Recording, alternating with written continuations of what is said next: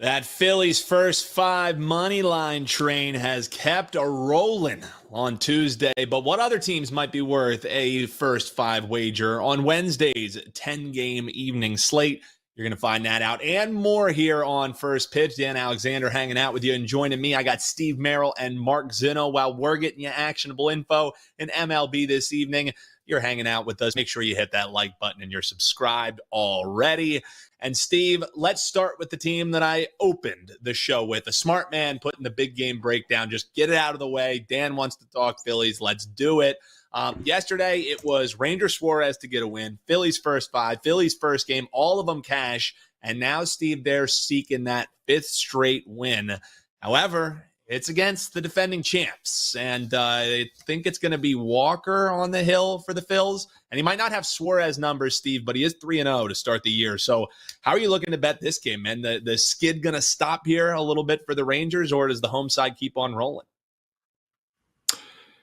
Yeah, Suarez's numbers have been fantastic, and I do think Suarez-Walker somewhat plays a handicapping role, both of them here. And the reason I say that is because I think teams often have a little bit of a letdown after their ace was on the mound, and that could be the case here. The Phillies, they won 5-2 yesterday, but they only did it with 8 hits, only had 4 guys left on base. So the maximum runs they could have gotten was 9. And I know that sounds like a lot, but that's the max. And the reason I point that out is because we've talked about it looks like the Phillies offense is cooling off a bit. And as you know, Dan, they've now put up 5 runs or less in 4 of their last 5 games. Good point. They've had 8 hits or less in 4 of their last 5 games. Those are all 8 hits or less is a below average night. And we see teams go through these ebb and flows. And obviously at some point the Phillies are due to cool off. And it's not just they're 35-14. They started 2-4. So they are 33-10 their last 43. Now, with that said, I'm not looking to fade a team that is still 7-1 their last 8. But I do think they're cooling off. I think there will be some fade opportunities at Colorado, at San Francisco coming up later this week and next. Could that be the flat spot? It would be very interesting. But if they are cooling off offensively and they're still pitching well, let's play the under. And I think it makes a lot of sense in this game. And, oh, by the way, it's the biggest total on the board. I don't quite get that. Open 9.5. It's now up to 10. It's the only double-digit line on the board. I think it's a good under spot. And not only is the offense cooling off, but as you mentioned, Walker is pitching well. And he's coming off a subpar outing, which I always like to back quality starters after a subpar outing. He only lasted 3 1/3, gave up 2 runs, 4 hits against the Mets last week. Before that, he had a 6-inning, 1-run effort. So I think it's a nice bounce back for Walker. I think the Phillies offense is cooling off. Under 10 gives us a lot of wiggle room here tonight in Philly at 6:40 Eastern. Yeah, the 10 doesn't make sense to me. I don't know if that Delco air, thinned out or what, but the game's still being played at Citizens Bank Park. I know it's a hitter's park, but 10? 10? Mark, before we get into your game here, we're going to talk Chicago White Sox and the Toronto Blue Jays.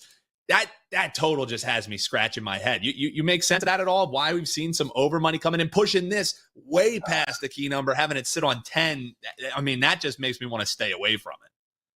I mean, I still think the market is a little slow to adjust on the Texas Rangers, who have not been a good offensive ball club all year long. And I think that's really what it boils down to. We're still seeing prices and numbers for the Texas Rangers like they were a team last year that was tearing the cover off the baseball and scoring 6-7 runs a game, despite the fact that their pitchers were giving up 5 or 6 runs a game. So, I think there's some of that is part of this thing, that there's still this misperception that Texas is a good offensive ball club, and they're not. And, of course, the Phillies have the capability to bust out 7 or 8 runs on their own in any given game. Fair. Steve's point is 100% correct. Like they've been slowing a little bit, of sort of regressing to the mean. But on any given night, do you really doubt, you of all people, Dan? Do you really doubt the Phillies to be able to put up 5 or 6 runs on their own? I don't.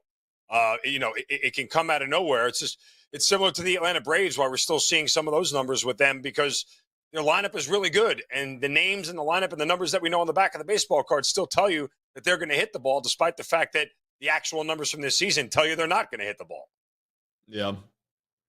And the other thing, I guess, maybe if we're trying to make sense of why this total is so high, like you could look at Dane Dunning, who should be the projected starter, and say, hey, he's coming off of an injury. So I think it was a shoulder injury that had him sidelined. So maybe, they think it's pieced early, but at 10, if you want to bet an over, as some folks in the chat brought up here, Tyler saying maybe an overplay here, I would maybe even shorten up the game or try and isolate a team total, because that 10, it's just I'm not in the business of playing 10 if we're not talking about a game at altitude. The other way, Dan, is play the first 5 over, because put it this way, they ain't scoring early, they're probably not scoring late, right? So why sweat it out? I mean, sure, you're taking X number of bats away, but it's one of those things where if they're not getting 4 or 5 runs in the first 5 innings, are you really going to rely on, especially if the Phillies as the home team have the lead, are you really going to rely on 4.5 at bats between both teams to get you 9 or 10 runs? I wouldn't go that route.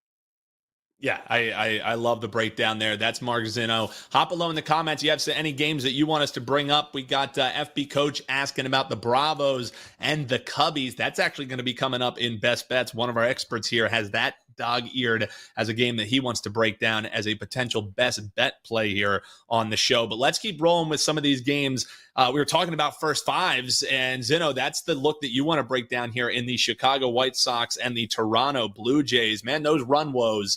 Not only did they get blanked by the White Sox, did the Blue Jays, they let them get 5 across too. Like, that was a beatdown at the hand of the Sox. So it's up to Chris Bassett. I mean, he's got to go out there. He's got to have one hell of an outing to kind of right this ship here a little bit. But the bats, it's well documented on the struggles. If you even just look at how many unders that the Toronto Blue Jays have had in their last 10 games. So how are you looking to bet this one? We splitting it in half? Yeah, you hinted at it right there. And I brought this play up on the morning wager with Brian Power, but Chris Bassett has been very good at home. I know his last 3 starts have not been great. In fairness, it's been against some really good lineups in the Dodgers and the Phillies. So there is some, I guess, reasoning why it wasn't as great. But he gets a bit of a reprieve here against the White Sox, who have scored the fewest runs on the road this season. White Sox also dead last in Major League Baseball in first 5 innings runs scored at 1.82. That drops even lower on the road to 1.64. And as you just mentioned, there's reservations about the Blue Jays offense. They were shut out yesterday. They're bottom 10 in runs scored and home runs hit at home this season. They're facing rookie Nick Nastrini, who's only made 2 starts. Again, they were against the Royals and the Phillies, two pretty good lineups, kept the Royals in check, got beat up by Philadelphia. But given Toronto's woes right here, I'll roll the dice with the rookie on the mound here against them, even though he is on the road, to kind of minimize the damage here at least one time through the lineup. And with the White Sox, after scoring 5 yesterday, I mean, I know they can, but do you really want to think that they're going to put that kind of number up again, given how bad their offense has been all year long? I don't. So I'll take the first 5 under here between Chicago White Sox and Toronto Blue Jays. First 5 under. Lord Farquad in the chat. He says, I've got the Jays first 5 hanging on his slip as well. So, if you think Bassett, go ahead, Zinno. I looked at that, but given how Toronto's offense has been, I would have rather have had the money line just in case it's 0-0, 1-1, 2-2, whatever it is, that I keep the tie in my back pocket. It was just too much on the juice side when it was -1, higher than 150, I think it was, to get Toronto on the money line. I'd rather just roll with the, me, I'm very juice adverse in baseball, that I'm not going to put those kind of, numbers out there at -155. So that's why I went with the first 5 under more than the Blue Jays. But I did give that a look. So let Lord Farquhar know I sort of agree in principle. Yeah, and Steve, for me, and I said this to Lord Farquaad over in the YouTube chat. By the way, love that name, big Shrek fan myself. Yes. But I mentioned to him, like, the 2 plays of going under here in the first 5 and the Toronto Blue Jays getting the win in the first 5. Typically, we are talking about a dog and an under being correlated, a favorite and an over being correlated. But in this case, I think it has to do with Bassett shutting down those bats. So I think those 2 plays are kind of correlated here. What do you think about that, or this game as a full game? Yeah, I actually just did a standalone solo video for this, so I'll just make it brief. People can go check out a full 5-minute deep dive. I do think there's a nice edge in this game tonight between Toronto and Chicago. So free play video here on WagerTalk TV. Another reason to click subscribe and hit the bell for an instant alerts when they go up. But one thing I pointed out in the video is let's not get too excited by that 5-0 Chicago win last night, and let's not downgrade the Blue Jays too much because they had no runs on 2 hits. Grishett went for the White Sox, and this guy is quietly the best pitcher in baseball right now. His last 4 outings, an ERA of like half a run.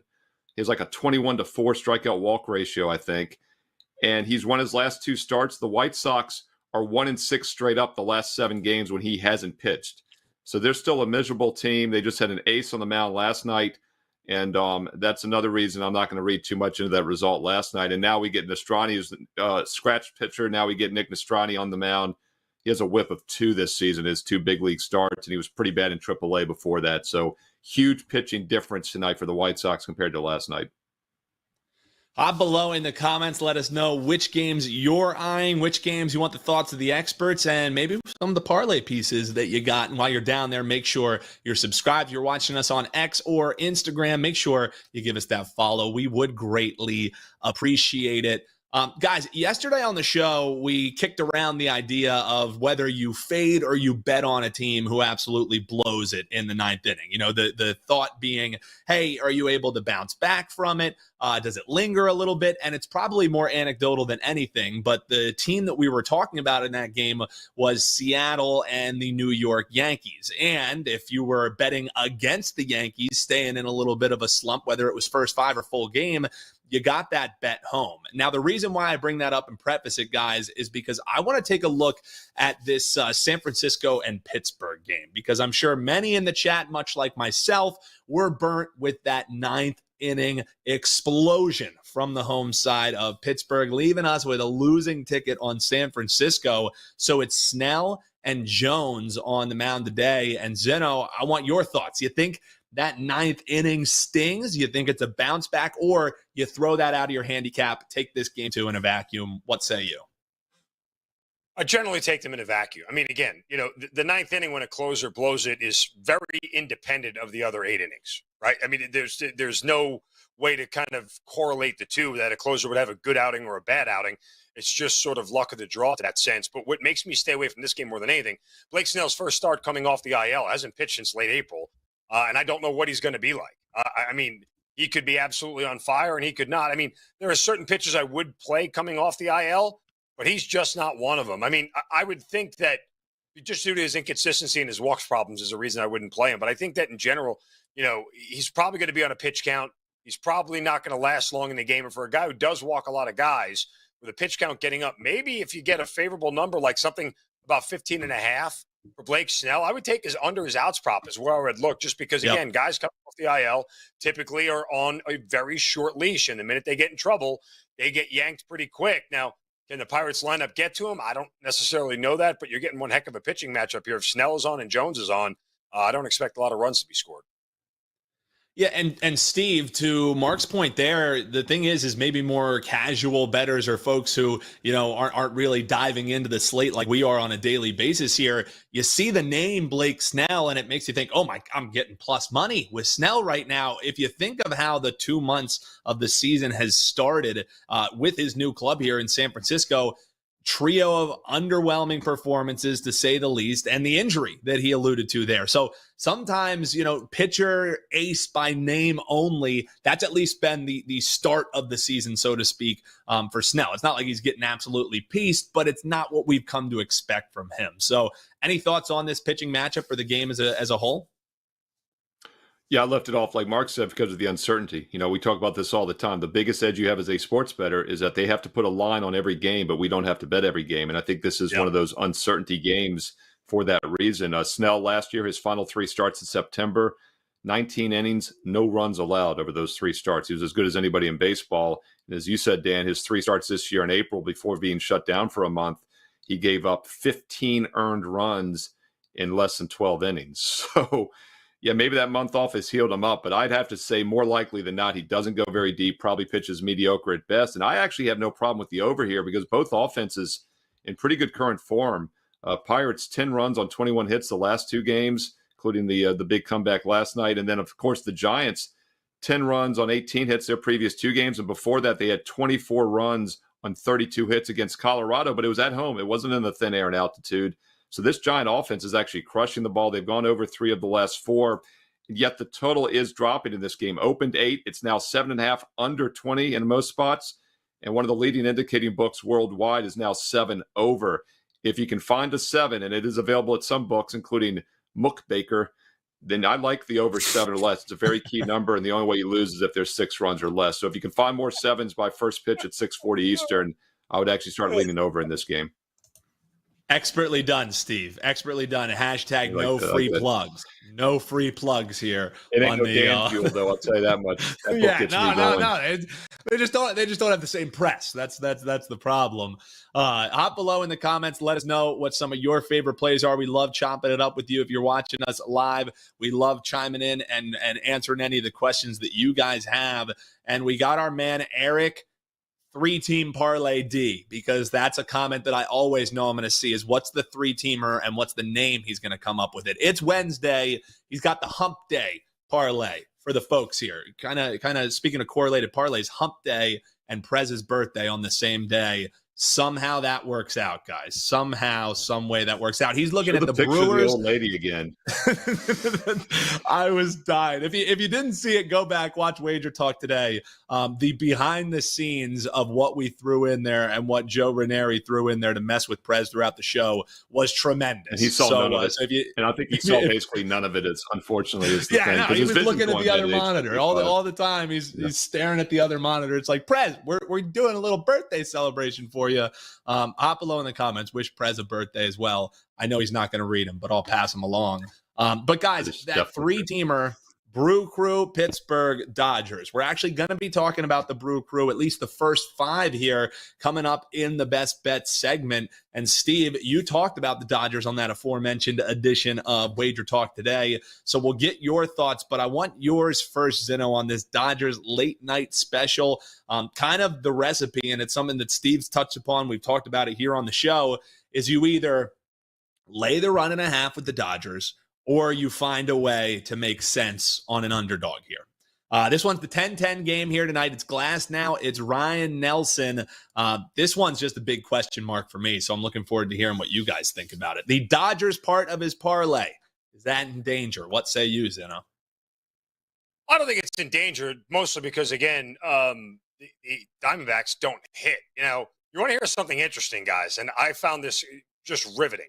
Ketel Marte was on a 19-game hit streak, the longest in Major League Baseball this year, and his average actually went down from 309 to 291 during a 19-game hit streak because they only had 2 games in the 19-game hit streak where he had more than 1 hit. So there was a lot of 1-for-4s and 1-for-5s in that hit streak, but his average actually went down. That's how bad the Arizona offense has been as of late. So I don't think it's in danger here with the Dodgers. If I'm going to look at this, I'm going to stay with that mantra about, the other World Series team, the Arizona Diamondbacks, also still kind of being slow to be priced here. But Glass now you're paying such a premium for him. And him coming off a really bad start for him last time out where he got tagged for 4 runs in 5 innings against the Cincinnati Reds. In fact, the team has lost his last 2 starts, so certainly a good bounce back spot here for him. But I may look to Arizona's team total in the first 5 under 1.5. I mean, you look at Glass now and how much he's limited guys to 1 run or less over the last month plus. It's been really impressive, to say the least. So I think that's a route you can go. This is not a very good hitting lineup right now in Arizona, and I would look to that. As juicy as it may be, that's one way I can get around laying minus 290 with the Dodgers. Yeah, and the D-backs haven't hit except for last night. It was kind of like the outlier performance. So does that continue? That's the question mark. And I believe, Steve, correct me if I'm wrong, but when you were breaking this down on Wager Talk today, you were talking about finding ways to get creative, finding ways to jump on when the price makes sense for the LA Dodgers. And I believe the way that you thought was maybe in a bounce-back performance, bats come alive and the team total over for the Dodgers might be a worthy look. Is that still what you're thinking here? Yeah, the way I look at it, when you have a big favorite like this and the team total's 4.5, that's a pretty reasonable total to get up and over if you expect them to win like they should. I actually did another video for this game because there's a player prop I didn't get to on Wager Talk today, and that's with Glass now. And I'm going to give that to you right now. I think Glass now is in a great bounce back spot for a couple reasons. First of all, he's one of the best pitchers in baseball this season, and he's coming off a rare bad performance. Mark referenced he gave up the 4 runs in just 5 innings against Cincinnati, but he still had 8 strikeouts. He's a power pitcher. The last time he had a bad outing was against not my Washington Nationals on April 15th, tax day. Maybe he was thinking about all the income he owes for the big contract extension he's going to get. But he was actually under the weather, it turned out. And it shows if you look at his numbers. Against the Nats, he went 5 innings, gave up 8 hits, 6 runs, had only 5 strikeouts. Now, to put that in perspective, he had 24 strikeouts on the game before and after combined. So he was under the weather. He bounced back with an 8-inning shutout, 10 strikeouts the next game. In fact, the only other time this year he gave up more than 2 earned runs was back on April 3rd. He bounced back with 14 strikeouts, no one run, 7 innings. So the 2 times he's given up more than 2 earned runs, he's bounced back with 15 innings of shutout work and 24 strikeouts. This is now the 3rd time it happened 6 days ago on Thursday, and he's facing a below-average Arizona offense. So I like the Glasnow props here. I think his strikeout prop over 7.5 makes a lot of sense. He's had 8 strikeouts or more, 5 straight games, including that bad performance. His hits under 4.5. He's only given up 4 per start. His outs recorded, it's 18.5. So he has to get into that 7th inning, but it's very doable, and you're getting plus 130 there. So lots of ways to play this game. Earned runs under 1.5. I'm bullish Glasnow in this game, though, more than anything, and I think some pitcher props for him can make you money tonight on this late game at 10 Eastern. Guys, if you like what you're hearing from the experts, hit that like button and make sure you're subscribed. But also head on over to WagerTalk and check out these guys' pages. We have a great deal going on where you can get action through the entire summer for under $6 a day. That's right, 99 days of access, Memorial Day through Labor Day, cash all summer long while you're working on your tan. Check that out. It's the summer celebration special over at WagerTalk.com. We got some folks here in the chat. Have Cash, one of our loyal viewers here, wants to get our thoughts on the Boston and the Tampa Bay Rays game. Finally, guys, the Red Sox are going to win a series at Tropicana Field for the first time in what feels like forever. I think it was 2019, the last time. For whatever reason, it makes no sense, but that trip just hasn't worked out for the Red Sox. They get the 5-2 win yesterday, so now they're searching for the sweep. And I think it's going to be Bello on the mound for them. What do you say, Zinno? The sweep incoming here for the Boston side, or does Tampa Bay at minus 130 around that price get one more shot in? We back in the road dog here to get the sweep?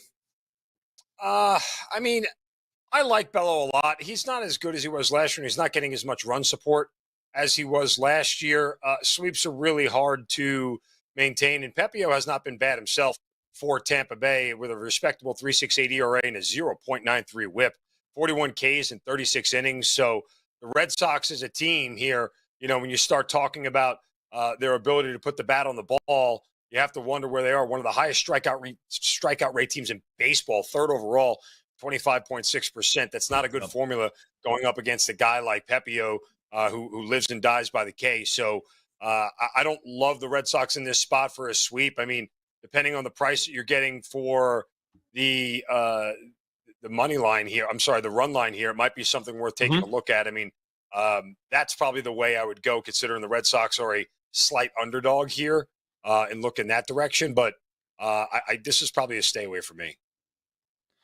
Steve, what say you? I mean, this thing opened at 7.5. The total, we've seen a little bit of over money come in, leaving us with a juiced over, but still sitting at 7.5 with 2 teams who maybe not in this series, but in recent form have really been playing to the under, especially in the case of the Tampa Bay Rays team, who has only hit 3 overs in their last 10 games. Any thought here on the total, or was this one that just kind of, you know, hey, I saw it on the card. Congrats to Boston finally getting it done at the Trop. Move on. What say you, Steve? I like the under here. Several reasons. Under 7.5, key number. 7, a very key number. So I like the price at plus money under 7.5. As you mentioned, Red Sox have gone under 9 of their last 13 still. Rays have gone under 7 of their last 9. 5 and 7 runs total so far in the 2 games in this series. And then the icing on the cake for me is that, as Mark said, both pitchers have good numbers this season, but they're both coming off 2 of their weaker outings of the season. So I get 2 quality pitchers in bounce back mode against 2 struggling offenses, and we get that key number of 7.5. Under would be my recommendation in this one. Yeah, so there is the thoughts on that one. Hop below in the comments and let us know any other games that you'd like us to break down here. Guys, one here, San Diego Padres bounce back potential against the Cincinnati Reds. It was a bad day to be a chair in the first inning. I don't know if you guys saw Bell. He like threw a chair in the dugout after Musgrove hit a batter in the first inning. So it was a bad day to be a chair, but it was an even worse day to be a Padre who lose a game 2-0 to Cincinnati. Zinno, what do you think? The bounce back here, road favorite, -130. The road favorite role has not been too kind to the Padres as of late. What say you? I don't mind playing against Nick King. I'm sorry, not Nick King. Michael King. Nick Martinez. Just combine the two. Fade them both. Yeah, just combine. They're both pretty bad pitchers, actually, now that you look at it. But Michael King, I mean, if you look at his last 5 starts, he gave up 6 runs, 6 runs, no runs, no runs, and then 6 runs. And strangely enough, he gave up no runs to the Dodgers and D-backs, which, again, scratch your head on that one. But nonetheless, I think he's a pitcher that you can fade. And as much as, I look at Cincinnati and seeing their offensive struggles as of late, and over feels like probably the play here, given both of these starters who are average. They're not going to do anything to wow you. I mean, we've seen decent starts out of them both, but I feel like an over is probably is the way I would look. Steve, interestingly enough, too, I was reading after I had seen that crazy thing that unfolded there in the first inning, getting hit in the hand. I wish we could have a prop bet on will a Reds player get tagged in the hand. I believe Fraley was the 4th Reds player in a month to get hit on the hand by a pitch. Like, it's just like the hits keep coming, except the hits don't come, at least at the plate. But bizarre, man. 4 in a month? Sometimes it's like 1 a season, if that. It's just like they can't catch a break there, but at least they got the dub. How do you see the game shaking out? Yeah, a couple of things. First of all, combine the 2 last names. King Martinez would be just a freaking fantastic name for any athlete. Boxer. King Martinez. That's definitely a boxer name. Yeah, a boxer? Yeah, that is a great boxing name. Sounds like a quick boxer. He'd be like a flyweight or something. But King Martinez catches my eye. The problem with the over for me would be the 9.5 under 20. I'd like to see it at 9. It's such a key number. This is the second highest total on the board. I just don't trust this Cincinnati offense. We've talked about them a lot. How they got off to that fast, misleading start when they're averaging like 5.5 runs in April on like a 200 batting average. Now they're down to 4 runs a game. They've had single-digit hits. Now they've had 7 hits or less in 5 of their last 6 games overall. Meanwhile, the Padres could be a play-on team, and I'm not saying that because they're all back-to-back shutout losses. Another reason the over makes me worry. The Padres haven't scored for 2 games. But if you look at them overall this year, their metrics, when you take out their home games, and they have struggled at home, it's a pitcher-friendly park, but they're 15-10 on the road, 600 winning percentage. They're averaging 5 runs a game, batting .282 in 25 road games, which is fantastic. And their road bullpen ERA is 3.2, 1.17 whip. Those are really good numbers. So San Diego probably should be better than their 25-26 record. Cincinnati's been a regression team for a couple months now. So I like San Diego minus the 125, and they could be a play-on team here over the next several weeks. If you're looking to try to catch a team on the upturn, obviously back-to-back shutout losses isn't the upturn, but we'll see what happens. Big home series, by the way, against the Yankees and then the Marlins, who I think they'll handle. But we might get them at some nice underdog prices against the Yankees this coming weekend, even though they haven't been a great home team overall. That is Steve Merril, also with us, Mark Zinno, checking both out over at WagerTalk. But before you do that, make sure you hit that like button. Gentlemen, let's talk some best bets here. And Zinno, we'll start with you because it's a game that folks have wanted to hear about. And Steve, we'll get your thoughts on it as well before your best bet. It's Milwaukee and Miami. And interestingly enough, with Luzardo on the bump for Miami, you think that you should be splitting this game in half. And it might not just be the way you think. How are you going to be betting this one, Zinno? And also let folks know what you got locked and loaded over at WagerTalk.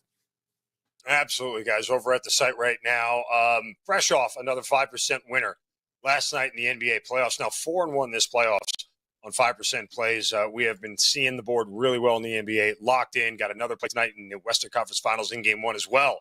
Tonight, we are backing a pitcher in Major League Baseball who has not lost to his opponent yet in his career. So go over to the site right now, wt.buzz/MZ. You'll get it all right there. Both of those plays on the site, as well as a free play up from the morning wager this morning with Brian Power. Appreciate you guys doing so. On to the Brewers and the Marlins here tonight as they are in Miami. Now, we talk about the books being slow to adjust, and I think the books are slow to adjust on Jesus Luzardo, who is not the pitcher that he was last year. We'll get to him in a moment. Brewers are going to start Freddie Peralta. Very hot to start the season. Milwaukee won all of his first 6 starts, but his last 3 starts have been pretty average. Just one quality start in them. I know that's 6 innings, 3 runs. So I'm hoping for some positive regression here, but he gets a weak Marlins lineup that's bottom 5 in Major League Baseball in OPS and WRC+. Luzardo on the mound for Miami. He had gone 6 consecutive starts where he allowed at least 2 runs until his last time out against the Mets was his best start of the season. Prior to that start, he had just 1 quality start of 6 innings, 3 runs or less the entire season. Now, I know Milwaukee struggles against lefties, especially on the road, but given the pitching matchup here in the price, I give the edge to Peralta over Luzardo. And because I can keep the tie in my back pocket here, taking Milwaukee on the first 5 money line, I'm going to do so. I think they can get to Luzardo, who, as I mentioned, has not been great here, enough to walk out of the first 5 innings with a short lead here and cash us a ticket. The first 5 for the Brew Crew. I know some folks like the Brew Crew full game over there in the chat. Steve, before your best bet, any thoughts? Or are you seeing this one similar as our man Mark Zinno is? I'm in agreement with Mark. I'm not daring to disagree with a great baseball handicapper, so I bless everything he said there. I'll send you the check later, Steve. Thanks. Yeah, that was well done. There's a bunch of patting on the back. I feel like we should bring out that dancing girl from WagerTalk today for you guys. That's friendship but we don't have the budget here. And if we're doing that, the dancing girl was fine. I thought it was the second one he brought out, the 70 or 80-year-old. Yeah, he brings out this nice-looking, like 20-year-old dancing girl for Prez, Mark. I was like, man, what? You missed an opportunity. It should have been like the 90-year-old Cartoon Network lady with the walker that they show late at night on Adult Swim.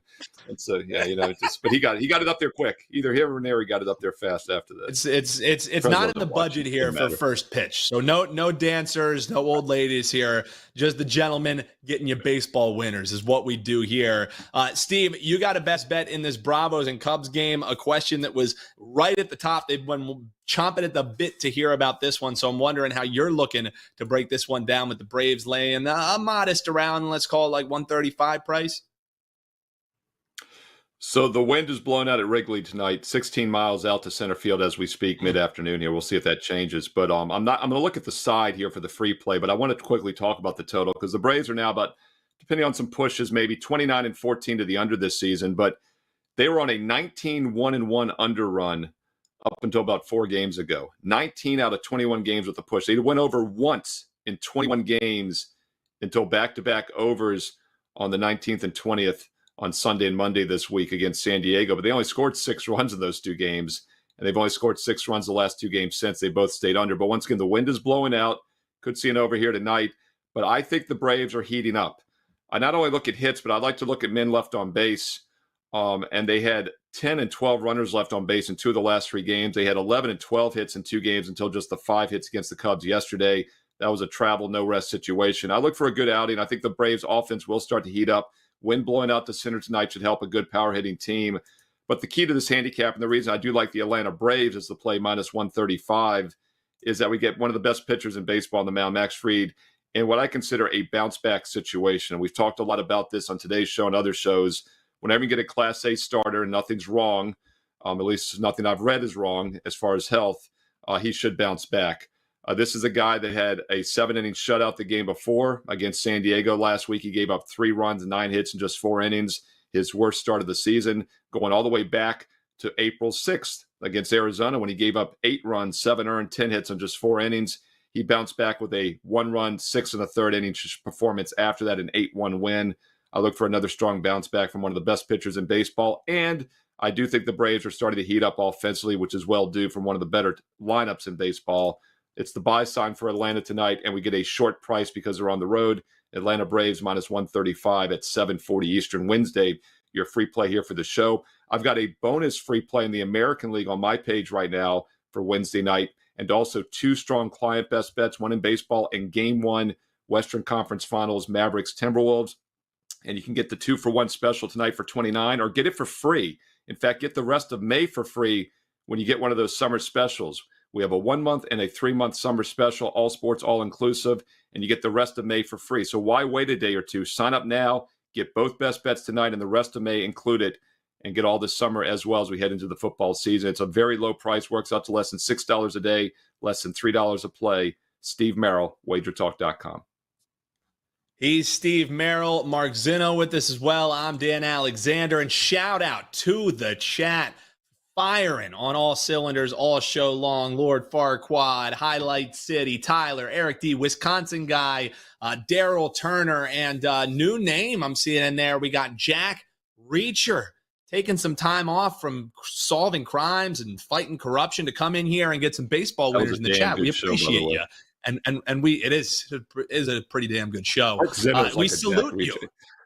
He is. I like it. Zinno is the Jack Reacher of the show. I don't know if that's his burner hopping in the chat. That guy was literally a giant. That guy that played was it Netflix or Prime? Is the more recent one, not one of the newer version. But that guy was like 6'8" or 10. My height. So yeah, my reach is longer than my height. Hey, well, all that matters is what the bench press is sitting at, Zinno, and I know it's probably just as much, if not more, than Jack Reacher. So our Jack Reacher here, Mark Zinno, check him out, wt.buzz/MZ. Check Steve out, wt.buzz/S.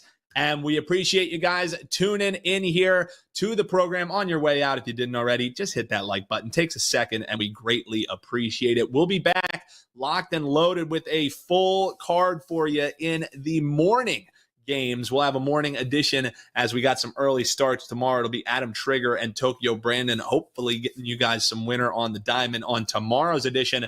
But we got the NBA tip-off show coming tonight. We got daily content being dropped around the clock here at WagerTalk. So make sure you hit that bell, and you don't have to go far. You can check out the video on your screen or check out the links below in the description to keep on getting all that info you need to cash on all the sports you love. We do it on an hourly basis here at WagerTalk TV. Best of luck, everyone, and we'll see you next time.